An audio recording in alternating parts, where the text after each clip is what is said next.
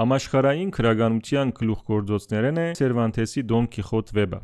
Այս վեպի գլխավոր հերոսը Ալոնսո Կիխանո անունով միջին դարիքի ազնվական մն է։ Ան այնքան շատ կգարտած pedagogan վեբեր, որ կգործընծնե իրականության զգացումը եւ որոշե ինքն ալ դառնալ ասպետ եւ ինքզին կանվանե Դոն Կիխոտ դե լա Մանչա։ Ան իր հին նժույգը գհեծնե, գարնե նաեւ համեստ աշխատավոր Սանչո Պանսան որպես հավատարիմ զրահագիր։ Ան համոզված է, որ պետք է գրվի հսկաներու, կախարդներու եւ անարդարություններու թեմ։ Անկամ մտածնելով հողմաղացներ, զանոնք հսկաներ կպատկերացնե եւ կհարցակի անոնց վրա։ Բնականաբար ճագերդիալ հարցակումը կծախողի եւ ան մեծապես վնասվելով գինակեդին։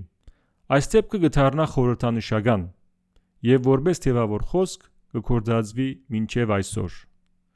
Այսօր երբ կսենք գրիվ հողմաղացներու թեմ, նկատի ունենք անիրական բայկար երևակայական թշնամիներու թեմ կամ